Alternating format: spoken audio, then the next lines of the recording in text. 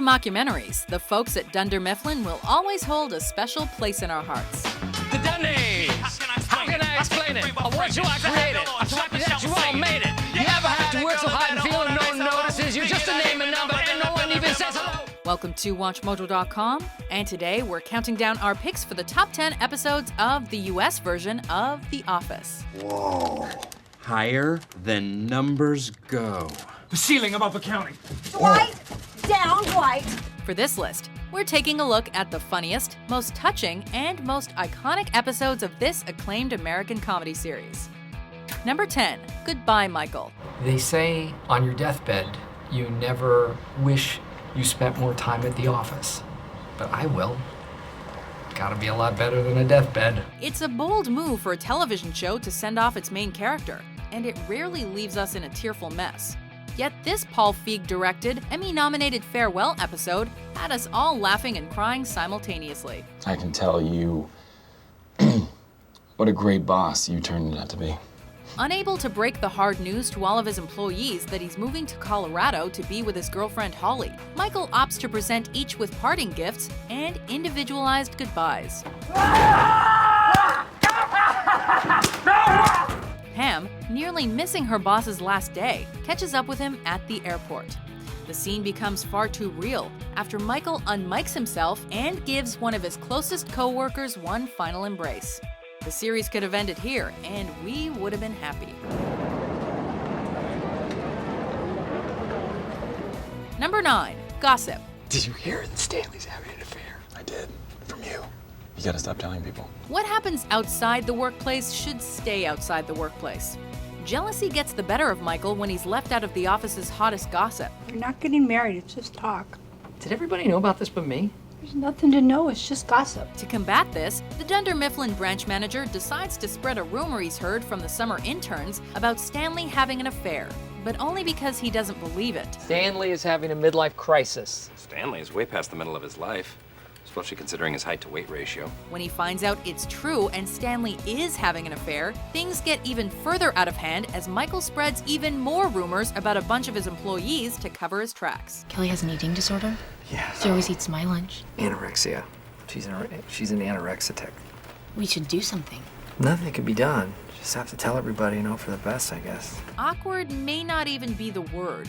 On a lighter note, some big news comes out about Jim and Pam. How long have you known about the pregnancy?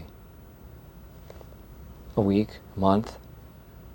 A year? Number 8, Threat Level Midnight. Ladies and gentlemen, Threat Level Midnight. As fans may know, selling paper wasn't always Michael Scott's first choice of occupation. After a season 2 episode reveals that Michael's got an unfinished screenplay. It is a screenplay starring himself. Agent Michael Scarn. Of the FBI. We finally get some payoff for that setup in season 7 when Michael finally screens his first feature film to his co-workers, who also happen to take part in filming. It's the president. He needs you for a mission. Tell him I'm retired. It's Golden Face. Golden Face. This makes it personal. The production for Threat Level Midnight was depicted to be in development for over 10 years, which the show cleverly takes into consideration by including characters that were no longer present in the series. Hey! Ever banged an entire bachelorette party, baby? Why are you singling my line out? Like a million years later. While Michael's film may never win any awards, it'll sure be something the Dunder Mifflin crew won't soon forget. You jump to the right and you shake that hand, and you jump to the left and you shake that hand. Meet new friends, tie that yarn. That's how you do the scorn. Number 7, Booze Cruise. It's a booze cruise. All right. Company outings can allow employees to form tighter bonds with their coworkers, but in some cases it can do the exact opposite. Michael saw a cruise as the perfect opportunity to host a leadership training exercise, which consequently caused him to butt heads with the actual captain of the boat. Woo! We're gonna get it going here in just a few minutes. I'm your party captain too, and you are gonna put on your dancing shoes later on. Hey, Mike, so we are gonna... In the meantime, the Jim and Pam relationship comes to a head, with Jim eventually confessing his feelings for her to Michael. To tell you the truth, I used to have a big thing for Pam. So. Really? You're kidding me. In an uncharacteristically thoughtful moment, Michael relays his approval and some encouraging words. She's engaged. BFD, engaged ain't married. Huh. Never, ever, ever give up. Well, at least he managed to motivate one of his employees. Don't worry, Michael. I'm taking us to shore. It's a fake wheel, dummy. Number 6, dinner party. Michael and Jan seem to be playing their own separate game, and it's called Let's See How Uncomfortable We Can Make Our Guests. Most Dunder Mifflin employees try to avoid spending time with their manager outside of work, and this cringeworthy event explains why. In Spain, they often don't even start eating until midnight. When in Rome. After some tireless scheming and arm twisting, Michael manages to get a few of his coworkers to a dinner party co-hosted by him and his girlfriend Jan. What a cute bench. Thanks, that's my bed. Jen has some space issues, so I curl up on that puppy. Really? Because seems pretty narrow and short. If it wasn't already clear that these two were a terrible match, this mess of a night makes their toxic relationship clear. Can you just simmer down? No, Seriously. I was just making people laugh. No. Yes, I was watching Jim's face. I was watching Jim. And he was laughing. No. Look, he's smile. Look at him. He's laughing. Facades quickly slip away as the two engage in a shouting match that leaves their guests embarrassed and the cops at their front door. What seems to be the problem, officers? None now, Dwight. We got a call about a disturbance? Nope, nothing disturbing here. Just a couple of friends having an awesome dinner party. Number 5, safety training. I saved a life. My own. Am I a hero?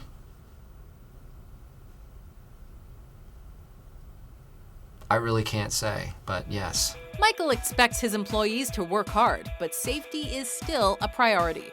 In an episode written by cast member and executive producer BJ Novak and directed by comedy legend Harold Ramis, the warehouse guys mock Michael for believing that his desk job is as physically dangerous as theirs. Live a sweet, little, nerfy life. Sitting on your biscuit, never having to risk it. So, to address depression brought on by work issues, Mr. Scott heads to the roof to put on a show. Everything's wrong. The stress of my modern office has caused me to go into a depression. But it's not long until he begins to slip into his own fit of depression, since he's never had an outlet to express his insane loneliness and feelings that he's undervalued. Dwight, you ignorant slut. Depression is a very serious illness. Over 32,000 people commit suicide every year! Everyone attempts to coax Michael down before Daryl relays some words that finally get to him. I'm braver than you. Way braver. You Braveheart, man. I Braveheart. Number 4, Diversity Day. You'll notice I didn't have anybody being Arab. I thought that would be too explosive. No pun intended. Dunder Mifflin supports a positive environment that's accepting of all races and religions. I take care of my kids. Always want credit for something they're supposed to do. After a Chris Rock imitation is regarded in poor taste, though, Michael fights political correctness in the office with an exercise that throws that all out the window. And I want you to treat other people like the race that is on their forehead, okay? In the first episode of the series to stray from its British counterpart, each Dunder Mifflin employee receives an index card with a specific race on it, with instructions to depict offensive stereotypes in an uncomfortable guessing game. Based on stereotypes that are totally untrue, that I do not agree with, you would maybe not be a very good driver. Oh man, am I a woman? Needless to say, The Office isn't on board with the harebrained idea from the beginning, as it only makes things more tense. Try my googie googie. Try my googie googie. Try my googie googie. Try my... In the meantime, Jim loses an important sale, but things look up for him in the end. Not a bad day. Number 3, Gay Witch Hunt. At least we put this matter to bed. That's what she said. Or he said. Speaking of sensitivity in the workplace, sexual orientation can also be a hot-button issue. That is the fun of this place. I call everybody faggy. Why would anyone find that offensive? Okay, I think Oscar would just like if he's lame or something like that. That's what faggy means. Upon finding out that Oscar is gay, Michael exemplifies his social illiteracy once again by broadcasting it to the entire office. Why don't you take this opportunity to officially come out to everybody here, however you want to do it. Go ahead. Stand up. In an attempt to reconcile things, Michael holds another awkward team meeting and persists in proving he isn't homophobic.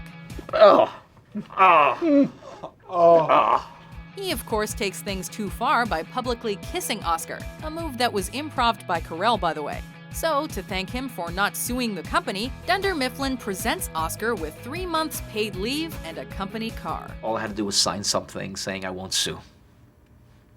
Gil and I are going to Europe. Kids, sometimes it pays to be gay. Number 2, Casino Night. Okay, everybody, tonight's event is to benefit the Boy Scouts of America. Again, we do that every year. Well, they need our money. They don't have cookies like the Girl Scouts. Season finales usually serve to bring things to a close. However, this supersized finale, written by Steve Carell himself, is notable for establishing the show's most anticipated and beloved romance. That's Kevin. On the drums. What? On the drums, oh on the drums! Oh my God, that's Kevin. In an effort to raise money for charity, the office decides to host a casino night for all the employees and their plus ones. Or in Michael's case, plus 2. Love triangle, drama. All worked out in the end, though. The hero got the girl. Who saw that coming? I did. At this event, Jim manages to finally catch a moment alone with his office crush. I'm in love with you. What?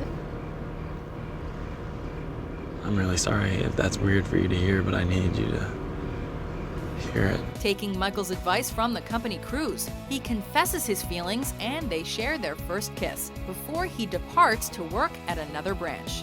Listen, Jim.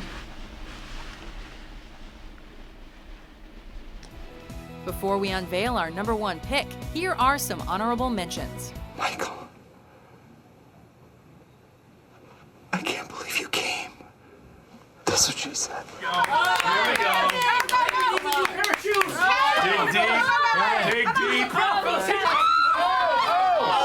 It's Phyllis. Maybe it's a shortcut, Dwight. It said go to the right. It can't mean that. There's a lake there. I think it knows where it is going. This is the The lake. machine This knows. is the lake. Stop yelling at me. No, it's Stop up yelling. there. There's no road here. Today, I got up, I stepped onto the grill, and I clamped down on my foot. That's it. I don't see what's so hard to believe about that. Give me the jump. Give me the jump. I'm not going to give it to you. Oh my God. There it is. I brought all your friends from the office, dear. At the same time. Yeah? Number 1, stress relief. It's all right. It's okay. You can look the other way. The most viewed episode of The Office is also the best. Here we go.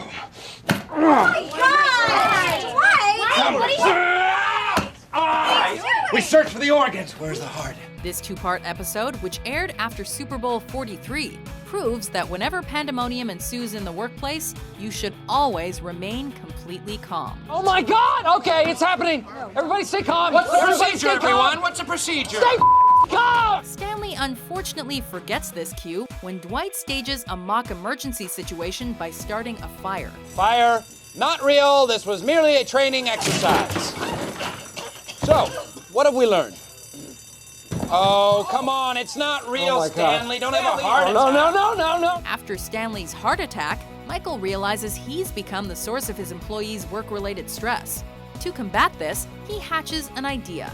He'll host a roast of himself, begging his coworkers not to hold back. They do their best to humiliate their boss until the insults begin to cut too deep. You pathetic, short little man. You don't have any friends or any family or any land. In the end, though, everyone's able to have a good laugh. Stanley, you crush your wife during sex and your heart sucks. Boom, roasted. Oscar, you are... Oscar, you're gay. Wow. Do you agree with our list? What Office episode did you like best? You do realize that we can't serve liquor at the party. Yeah, I know. Damn it. Stupid corporate wet blankets. Like booze ever killed anybody. For more top 10s published every day, be sure to subscribe to WatchMojo.com.